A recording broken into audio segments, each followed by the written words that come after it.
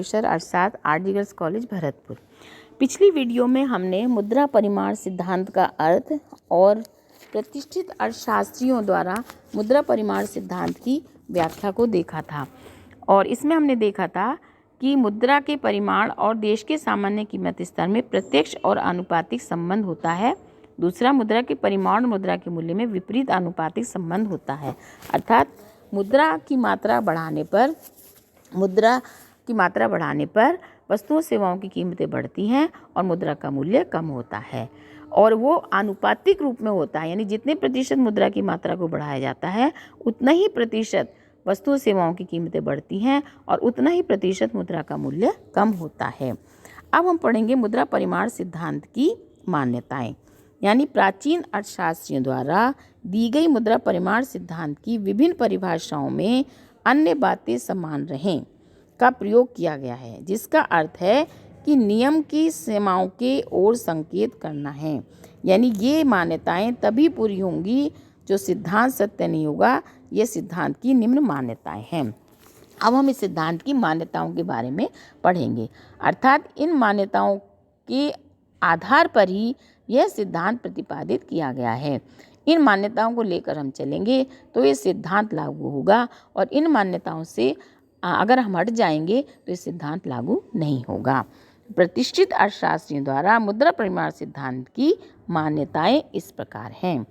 Number 1, व्यापार की मात्रा स्थिर रहनी चाहिए, यानी मुद्रा द्वारा क्रय विक्रय कर जाने वाली वस्तुओं और सेवाओं की मात्रा में कोई घटत बढ़त नहीं होनी चाहिए। यानी जो व्यापार है वो, यानी उत्पादन की मात्रा, व्यापार जो है वो स्थिर रहना चाहिए। मुद्रा द्वारा क्रय विक्रय की जाने वाली वस्तुओं सेवाओं की मात्रा स्थिर रहनी चाहिए, कोई घटत बढ़त नहीं होनी चाहिए। दूसरी, वस्तु विनिमय के सौदों में कोई परिवर्तन ना हो, अन्यथा यह सिद्धांत क्रियाशील नहीं होगा, क्योंकि इससे मुद्रा की मांग बढ़ जाती है। अगर वस्तु विनिमय के सौदे कम हो जाएं तो इस सिद्धांत लागू नहीं होगा। अगर मान लीजिए वस्तु विनिमय के सौदे कम हो जाएं तो ये सिद्धांत लागू नहीं होगा। इसका मतलब ये है कि उत्पादन अगर कम हो जाएगा तो इससे क्या होगा, अगर मुद्रा की मात्रा उतनी ही है और उत्पादन कम हो गया तो इससे क्या होगा कि वस्तुओं की कीमतें बहुत ज़्यादा बढ़ जाएंगी, उसी अनुपात में नहीं बढ़ेंगी जिस अनुपात में मुद्रा की मात्रा बढ़ी है। तो वस्तुओं की जो बिक्री है, उत्पादन है, वो भी स्थिर रहना चाहिए। मुद्रा और साख में अनुपात भी स्थिर रहना चाहिए। आप देखिए, मुद्रा और साख मुद्रा, दो तरह की मुद्रा होती है अर्थव्यवस्था में, साख मुद्रा और पत्र मुद्रा। तो साख मुद्रा और मुद्रा, वैधानिक मुद्रा, दोनों का जो अनुपात है वो भी स्थिर निश्चित होना चाहिए।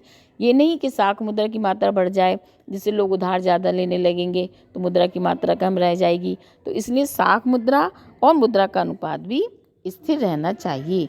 मुद्रा की चलन गति स्थिर रहे, मुद्रा का चलन वेग को प्रभावित करने वाले तत्वों को भी स्थिर रखना है, स्थिर रहें, मुद्रा का चलन वेग भी स्थिर रहना है। साख मुद्रा की मात्रा अपरिवर्तित रहे, साख की मात्रा में घटत बढ़त हुई तो ये नियम लागू नहीं होगा। इसके अलावा उत्पादन, विनिमय, जनसंख्या, बचत, उधार प्रवृत्ति, मुद्रा की तरल रूप में रखने की प्रवृत्ति, ये सभी मान्यताएं भी स्थिर रहनी चाहिए, तभी ये सिद्धांत लागू होगा। अब इसके बाद हम देखते हैं कि ये सिद्धांत की समीकरण, यानी मुद्रा परिमाण सिद्धांत की समीकरण, जैसे कि आप इसके चित्र में ही देख रहे हैं कि मौद्रिक व्यय बराबर व्यवसाय की भौतिक मात्रा गुणा औसत मूल्य, यानी M बराबर TP। तो सबसे पहले मुद्रा परिमाण की जो इक्वेशन दी गई वो ये दी गई M बराबर TP। इसके बाद प्राचीन अर्थशास्त्रियों द्वारा मुद्रा परिमाण सिद्धांत की समीकरण ये P बराबर MT, इसको हम ऐसे भी लिख सकते हैं M बराबर PT या M/T बराबर P या PT बराबर M। इसमें P बराबर सामान्य कीमत स्तर, M बराबर देश के प्रचलित मुद्रा का कुल परिमाण यानी मुद्रा की मात्रा, T बराबर वस्तुओं और सेवाओं की कुल मात्रा या कुल व्यापार। इसके बाद संशोधित समीकरण आई, इसमें लिया P बराबर MV/T, यानी पहली समीकरण में P बराबर M/T, P बराबर है सामान्य कीमत स्तर, M मुद्रा की मात्रा और T वस्तुओं और सेवाओं की कुल मात्रा।